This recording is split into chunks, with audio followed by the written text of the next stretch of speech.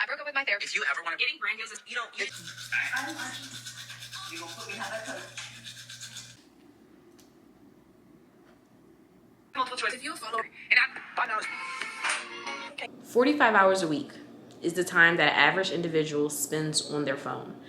And a lot of that is spent on social media. A lot of us have what is called essentially a social media addiction. And I feel like it's just a thing of the time, right? But I don't think that that should make us succumb to it. I don't feel like you have to be addicted to social media. And I feel like there are ways that can help you so you aren't addicted to social media. So that's essentially why I made this video. And of course, here are the chapters.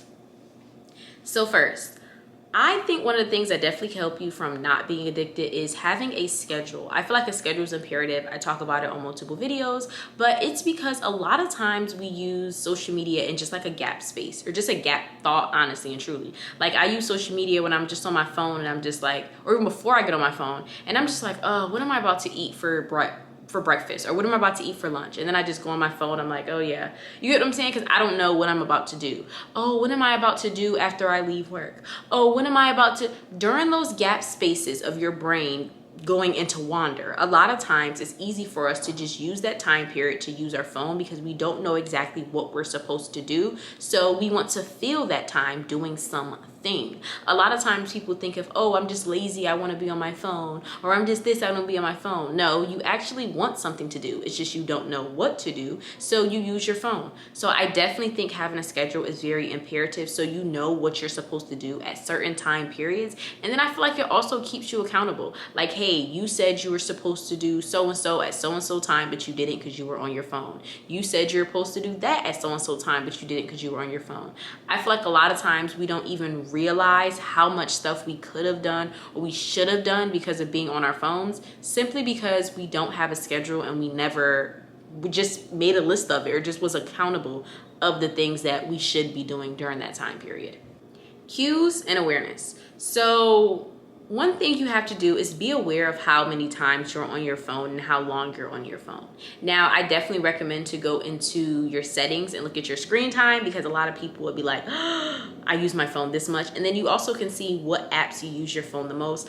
But I feel like it's also imperative to realize that there are many cues that make us go on our phone, right? And cues and awareness are kind of hand in hand. So a cue is essentially something that makes you aware and makes you want to do something. It cues you to do it. So one of the things I definitely recommend everyone should do, I did this a while ago, turn off the notifications on your phone. There is no reason why you should be getting a ding that somebody DM'd you or a ding that somebody liked your video on TikTok, because that makes you more likely to want to figure out, hey, what is this notification? Hey, what's going on? So I definitely right now turn off all your social media notifications. Limit your availability.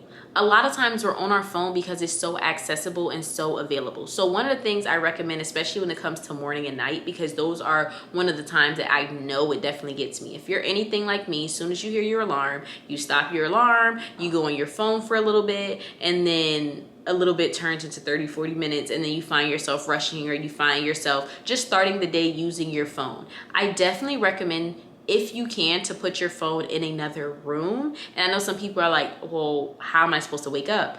Go on Amazon and get you an alarm clock. They're very inexpensive. You really don't need your phone. And I feel like that's something also to do. It helps you at night. So there's a time period of in the morning and at night that you're not using your phone because it's not even in the room with you. You don't even have any awareness that it's there. I think sometimes people don't realize you simply use it just because it's there. It's not because you want to find something new. It's not because something exciting is going on. It's simply in your vicinity. So take it out of your vicinity. And I feel like also it helps you wake up in the morning because you're less likely to just stay in bed because you're not using your phone. And then also I realized personally doing it, it helps you go to sleep better. There's studies have been done on it, but kind of like, you have to realize all of the lights and all of the sounds, all of the things that are going on in our brain when we're receiving all of this information. And we don't look at it like that because to us it's normal, but your brain is literally like ding ding ding ding ding ding ding ding ding ding ding ding. Your brain is constantly moving. Your brain is constantly going. And then what do? We tell ourselves we're going to sleep at a certain time. We probably stay up a bit after because we're on our phones, and then we expect ourselves to just turn off our phone and go to sleep. And then we complain about not being able to go to sleep. You can't go to sleep because your brain is up. Your brain is like, wait, what? What? That's like somebody literally running 5 miles and then being like, oh, I'm about to go to sleep right now. Like that, yes, you may feel tired because you were up all day. And yes, you may feel tired because you were running, but more than likely it's probably gonna be a little bit hard for you to sleep because your body is still up. Your body is still like, so what are we doing? What are we doing? Your body is so alert. That's like, no, a better analogy is giving a child a whole bunch of sugar and then expecting them just to go to sleep. Yes, eventually they are gonna crash and go to sleep, but they just got all that sugar. They're amped up. They're like, what are we doing? That's how your brain feels. And then what do you tell your brain? It's time to go to sleep. We need to go to sleep. So you should put a time period. I recommend start out slow. Start out with like 10 minutes before you usually go to sleep or something like that, and putting your phone out of the room, and then amp it up. See if you can do, I mean, if you can get up to an hour, that would be great, but see if you really can get to like 30 to 45 minutes before you go to sleep of not having your phone in your room, because you stop that awareness of your phone even being there, and then I feel like it helps you go to sleep. It helps you wake up because your brain is not constantly racking and breaking because it has all these neurons and all these receptors from looking at your phone screen. Another thing about awareness, I definitely recommend everyone to have a tally in your phone of how many times you're on your phone a day. I feel like a lot of people don't even realize how many times you're on your phone a day. And for the first day or two, only use it as awareness. Like, don't use it to be like oh, well, I'm gonna stop being on my phone, and do it gradually. So let's say, you tally every single time you're on your phone, which kind of sounds counterintuitive, but tally how many times you do it. If you're on your phone 50 times, you pick up your phone 50 times a day, the next day, try to get down to like 48. Kind of make it a challenge for yourself in a sense of, one, so you're aware of how many times you're doing this thing, and then it's like a 2, you are helping yourself kind of get down and building up that awareness. Because like I said before, it's really a lot of times we aren't aware. Like, we don't realize we're on our phone for so many hours. We don't realize we pick up our phone so many times. And simply just the act of making yourself aware and making yourself accountable can definitely help, as far as just like, wow, I do have a problem. Another thing I definitely recommend, romanticize your life and make it interesting, because that's probably why you look to your phone for more interesting things. Now, if you're not familiar with romanticizing your life, it's essentially just making your life beautiful, making your life aesthetically pleasing. And that's to each its own. Everyone has a different aesthetic. Everyone has a different definition of beauty. But I definitely recommend doing that. And I also think of it as just being extra, because that takes extra time, and that's mean extra time with you doing things and probably away from your phone. So I even saw a TikTok recently of a girl saying her idea of romanticizing her life is that she has like these cool little cups that she puts her protein shakes inside of, and then she decorates the rim of the cup with different things. I don't know if you guys ever seen, like, I've never personally had one, but I've seen like on Instagram and stuff, videos of like those extra milkshakes, and they have like the things around the rim, or similar to kind of like a cocktail, but hers was just a little bit more extra because it was like a milky drink. And she does that. And the way that it helps you is because it's allowing you honestly and truly to like find your life to be beautiful, even the little things inside of it, such as a protein shake. But then it also takes up time. A lot of times we're on our phone because, like I said before, we have nothing to do. It's nothing for us to do. Like, of course we're going to be on our phone. What else are we going to be doing? So I definitely recommend to romanticize your life, because it allows you to make your life beautiful and honestly appreciate the things that you have. So another thing to do, every single couple months, or honestly it feels like every single month, there's a holiday. There is Valentine's Day coming up. You can do very inexpensive things. Go and find, some nice decorations from the dollar store. You can find some nice decorations from Five Below. Me, I decorated my cabinets and all these other things. And I found all this stuff from the dollar store. Like, it was very cheap and very inexpensive. Don't get in the mindset of, oh, I want to do this thing, but I can't because it's too expensive. Oh, I want to do that. There's very inexpensive ways to do things. And the whole idea of it is to really start enjoying your life and doing things. And because the thing is, we live in social media. We're just like, oh, well, if I had my dream apartment, I would decorate it and make it nice. Oh, if I had my dream car, I would decorate.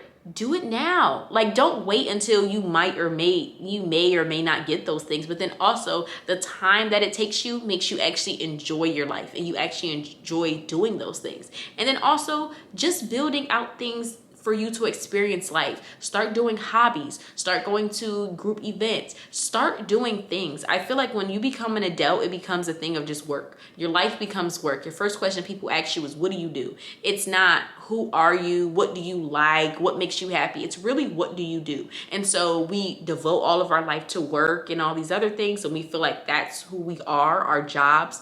Or even if you're in school, you know, your school. And in the meantime, or the other time, we're like, okay, we could use this time for social media. No, you should be using that time to actually experience life and experience you. I feel like we devalue ourselves to just feel like we can just be defined by one thing. Like, start hobbies. A lot of adults don't have hobbies, which is a whole nother video topic of why that is imperative. But find hobbies. Like, there are things you can do that are inside the house. You can crochet, you can bake, you can draw, you can do so many things. And there's things you can do outside. You can go hiking, you can do Pilates, you can do sculpting, you can do an art class, you can do, they even have things such as quiet book clubs, right? You can see if one is in your area. Let's say you do like to read, but you're like, I like to read, but you know, you just want to be around other people. It's the whole thing is just to get people to come together, people who like to read. You don't necessarily have to even be reading the same book as the people there, but it's just to have human connection. Like, a lot of times I feel like what makes us go to our phone is that we're not enjoying life. Like, you're not doing anything. You're not, like, I realize where I live, they have festivals, they have so many museums, they have just so many things you can just try and do. And also, do not convince yourself, I don't like this thing, I don't like that thing. Y'all, I'm not a big museum person, but I plan on going to a museum, an art museum next week, for the simple fact that I don't think I've ever been to a museum. I think I probably went to a museum once. It's like a school field trip, but it's so easy to say stuff you don't like simply because you didn't do it. And maybe I will like it and become, you know, an art connoisseur, or maybe I won't and never go to another museum again, but at least I know what I like and I don't like. I say that to say, experience life. Start doing things. There's group events. There's things that you can do. And I feel like that allows you to get away from your phone. I feel like you really should find a substitute. A lot of people get into the mindset of, oh, I just shouldn't want to be on my phone, or I just shouldn't want to do this. It's similar to like a drug addict, because essentially, I mean, our phones are now the new age drugs.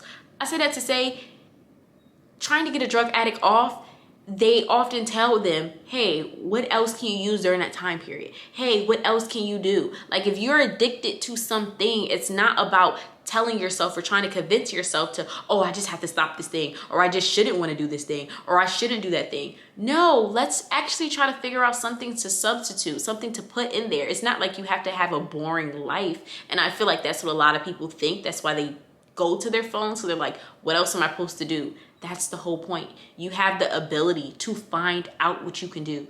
Actually live your life. Like, I don't know, now that I'm only 23, but I'm getting older and I'm realizing so many people around me and myself, we really don't live life. We really don't experience life and all the things that accompany it. But, I don't want to say but, it's because we rather be on social media. We rather see other people live their lives. We'll watch a whole video of someone showing a week in my life and them showing you them going to museums, them going to class, them going to all these other different things. And you're like, oh, I love this girl's life. It's just so much. It's just so interesting. But you won't do it for yourself. I say that to say, find a substitute, romanticize your life, start getting outside and start doing things. And don't just assume that you should just get off your phone and just want to, because obviously you don't. So let's find a way to help that. Prioritize your consumption. You have to understand, not all social media is bad. Social media actually has helped us in many ways. I feel like I'm coming to a point in my life, I realize if something is bad in your life, it's probably because you're allowing it to stay there. You're allowing that bad. So prioritize, first and foremost, who are you following? A lot of times we may say, oh, social media is this and social media is that, and there's always bad this and there's always bad that. But it's like, it's the people that you follow, because there's so many people that post good content. There's so many people that post caring things and nice things, but you don't follow those people. You want to keep up with the blogs. You want to keep up with little John that you used to go to school with, that you know he only posts BS. But you don't want to unfollow him because you don't want him to think. That was another thing for me too. I didn't want to unfollow certain people because I didn't want people to think like we had an issue or we had a problem. I realized I can't keep doing that to myself. I'm building a problem with myself by following people just because we went to middle school together, we went to high school together, or you get what I'm saying, or following certain pages just because I've been following them for a certain amount of time. Like, no, take all that out of your life. Like, prioritize your consumption. And then also, in the sense of how much you consume something. So there's ways where you can block your limit, the amount of time that you could be on certain apps. And I get it. I know some people are probably like, okay, but I always use my phone at work and I have nothing to do at work. I understand some people like that, because I had a friend who, and it probably isn't the best thing, but she was a security guard for a little bit. And I know you guys are probably like, she was a security guard on her phone. If I told y'all where she was a security guard to, you guys would be like, oh, that makes complete sense. You don't do anything there. I say that to say she did nothing all day. So she was just sitting on her phone all the time. If you're someone like that and you have a job where it's just like, oh, well, I don't do anything, or, oh, well, I have nothing to do, I definitely recommend to limit your availability or the probability of you being able to be on certain apps at certain times. So if you know you work in between this time and this time, limit it so that it's blocked in a way that you can't use certain apps during that time period. So it's like you have to find something productive to do. Because another thing you have to realize, not only are there productive people to follow, but there's also productive things to do. You can learn a language. You can learn how to code. You've been saying you want to start that business for forever. You can figure out how to start that business. Like, there's so many things that you can learn to do and you can do on social media that's beneficial to your life. And think about it this way, right? In the beginning of the video, I said the average individual spends about 45 hours a week on social media. Divide that in half. That's 22.5. If you took 22 and a half hours a week, think about how long you've been addicted to social media. I don't know if you're aware, I've realized my addiction has been going on for quite a time. Imagine how long or how different your life would be if you invested even half of that time into something, whether it was your health, whether it was your wealth, whether it was your mental. Think about how far you could be in life. And don't get me wrong, I'm not a dweller. I told y'all that before, but I'm a realist in a sense of I have to understand things that are holding me back. And imagine if you spent half that time, the average time you spend a week on social media and using your phone and just consuming crazy stuff, doing things positive. Like, think about the direction your life can be in, the difference your life could be in. And I say that to say, don't always look at it as, oh, well, I can't, be on social media and I can't use my phone. Like, no, you can use it for positive things. And as I said before, limiting your your consumption of even certain apps. Sometimes first and foremost, another thing I want to say is be aware that your For You page is for you. So a lot of times people love saying, oh, social media is bad and social media is this. Look at my For You page, all this and all this. They create your social media page based around the kind of content that you consume. So I want you to look inward at yourself. You're engaging with that kind of content, and that's what's making them push it out to you and think that you'll like it. But then also, I want you guys to be aware of the deletion of certain apps. So I'm all about, detoxing, right? For a certain time period. For like, I want to delete Instagram, I want to delete TikTok. I'm all for it. But be aware that detoxing will do nothing if you don't get rid of the problem. That's similar to like a drug addict say, okay, I'm not going to use this drug for 2 months, but then I'm going to go back on it. But when I go back on it, I'm not going to be addicted. Before you even delete that app and do the whole detox, unfollow the people who are making the kind of content that you don't feel like is beneficial for your life or you want to engage with, and then replace them, substitute them with the people who do make the kind of content that you want to engage with, the kind of things that you do feel like will be beneficial to your life. So when you get back on, it's not like oh, well, I got back addicted, or oh, well, it's the same thing. Like, no, before you get off, before you disable that account, fill it with good stuff. So when you get back on after that detox of not being on there, now it's just filled with good stuff. Don't get to the mindset of, oh yeah, I'm going to delete it, and then when I go back, I'm going to just follow the good people. Do it now. Do it now. If you're going to do it, what's the point of waiting? Do it now. Okay? I definitely recommend to do that. Prioritize who you follow, and if you want to delete it, get rid of the bad things first and why you're addicted to social media. One thing I want to tell you is, you're always going to find what you want. And I had to realize that about myself, because I'm that person that will look for, like, let's say I'm looking for a white dress. I might have found one that was kind of cute, might have found another one, but I'm like, I think I might be able to find better. You are gonna find better. I'm the kind of person that would be on page 152 of a clothing page and just looking for more stuff. And one thing I had to realize is, and we have to be honest with ourselves, you are always gonna find better. In a sense of, there's always more. There's more of that than there is you. There's more content. There's more people than there is the one you. And I had to come to understanding with that to limit myself, because it's like, if I'm always gonna find another prettier dress, I'm always gonna find more funny content, I need to limit this. Even if I do like something, I need to limit it, because my brain is gonna constantly want more. And the way it works is, I compare it to slot machines, right? So the way slot machines work at the casino, the reason why a lot of people become addicted is because it's a neurological thing that it does with your brain. So, you know, your brain has different parts or whatever.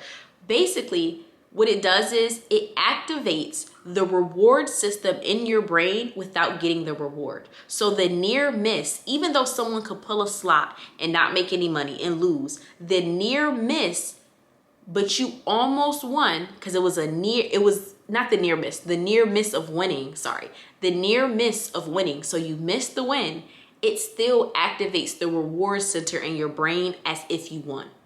So think about that. Even if you don't win, but the possibility of winning still activates your brain to think that it won. So think about that. Your brain is constantly thinking, I'm winning, I'm winning, I'm winning, I'm winning. So your brain is constantly happy, and it's releasing a sense of a dopamine, similar to, you know, a drug addict. I know you guys are like, you keep talking about drug addicts. I'm sorry, I just watch a lot of documentaries. Similar to a drug addict, like I said, dopamine, which is the happy chemical when it's activated. That's what you have to pay attention to. Dopamine, scientists test, dopamine actually is released when the drug addict sees the drug. It's not released once they use the drug. So if you think about it like that, you get more happy with the possibility of winning, the possibility of finding more entertaining content, the possibility of finding more stuff than actually finding it. Your brain is always gonna want the possibility. It's gonna want the possibility more than it wants the actual thing. So you think you're just looking for another dress. You think you're just looking for another funny video. You think you're just looking for, you get what I'm saying, more workout content. Because you know, if you go to your saves, you got a whole bunch of workout content that you never used. Anyway, that's here nor there. I say that to say, it's because your brain gets happy, your brain gets excited, and it wants to be happy. It wants to be excited with the possibility of finding something, not actually finding it, which is why, like the workout videos, you don't use them. So once I really start thinking about that, I really start prioritizing, limiting my consumption, and just being, I guess some people could call it grateful. I guess some people could just call it, I don't know, I guess coming to an understanding. But like, I realized, you know what? I'm on page 4. If I don't find nothing past page 4, that's it. I was on TikTok for 30 minutes. 30 minutes is my limit, because I can't convince myself that I should want to stop. Like, once I came to understanding and learned that information that my brain is going to want more, I have to create limits for myself, because my brain is going to constantly want more. I can't convince myself that, oh, once I get there, I'll stop. And that's what we try to do. Oh yeah, once I don't find nothing funny or nothing, you're always going to find what you want. So you have to create that limit before you stop. You have to create that limit before you open an app. You can't tell yourself once you're there, once I get a feeling or I don't want to. You're always going to want to, which is why you're going to end up doom scrolling, doom looking, and wasting all of that time on your phone. But I don't know, when I found out that information, it was so shocking to me, because it was like, that is what it is. I'm always looking for more. And it's because my brain is literally wired to do that. My brain literally wants to do this. This is what makes my brain happy. And it's not even finding what I like. It's just the possibility that there may be more. And then you also have to come to the understanding of, like, you are looking for something. I think sometimes people be like, well, I'm not looking for nothing. I just be scrolling, doing nothing. No, your brain is looking for entertainment. Your brain is looking for happiness. Your brain is looking for, because if it wasn't, you wouldn't do it. If it was not intriguing to you, if it wasn't moving you, you would not do it. Similar to what I said about me going to a museum. If I don't like the museum, I'm not going no more.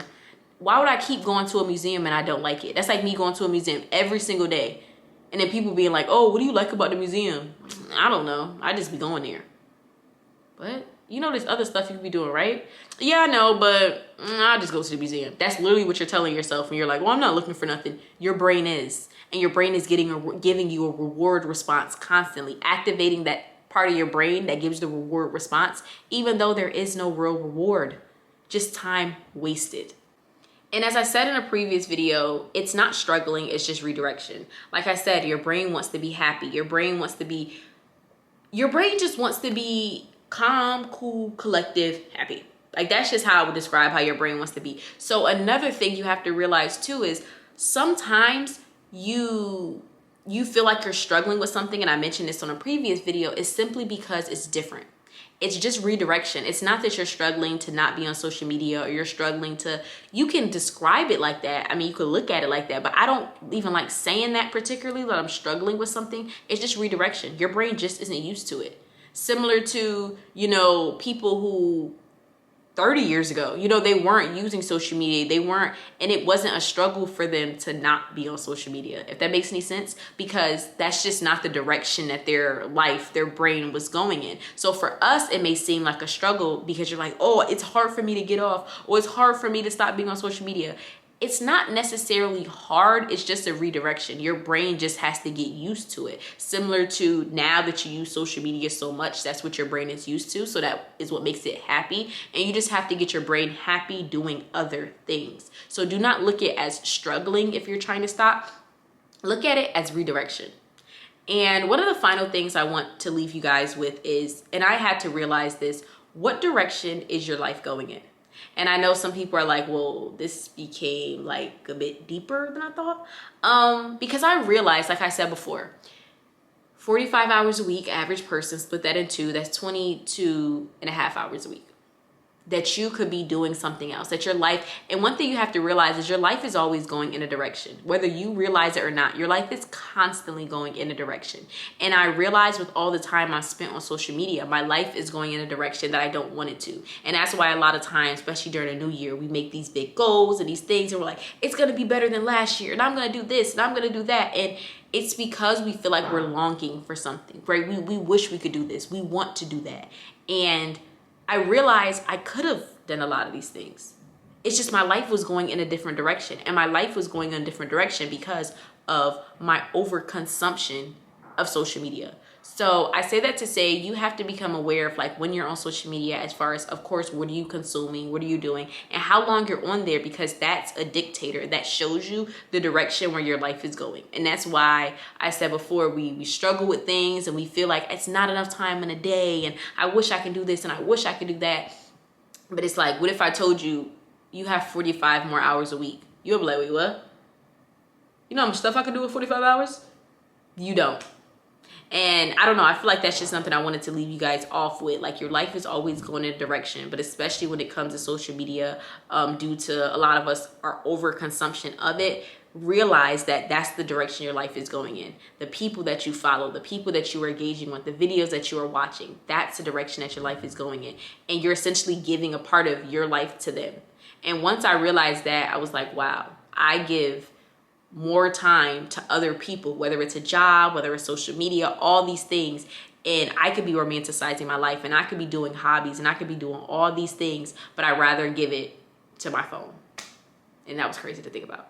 But as always, thank you guys so much for watching my video. I hope you got something from it. I hope that you learned something. And definitely don't forget to like, comment, and subscribe. And go into your settings on your phone. Look at your screen time and how much time have you spent on your phone.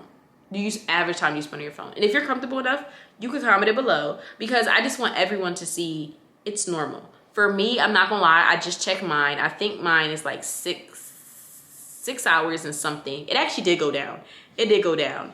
And for me, it's also hard because I'm a content creator. So sometimes it's hard for me to like turn off the two, because I convince myself, oh, this is for content. And it's like, no, you're just doom scrolling. So I understand it can be hard. Even besides being a content creator, I have my own social media addiction that I'm working through. But I hope this video was helpful for you. These are tips that I've been using that have been helping me. And I hope all in all, we could devote more time to ourselves than we do these phones.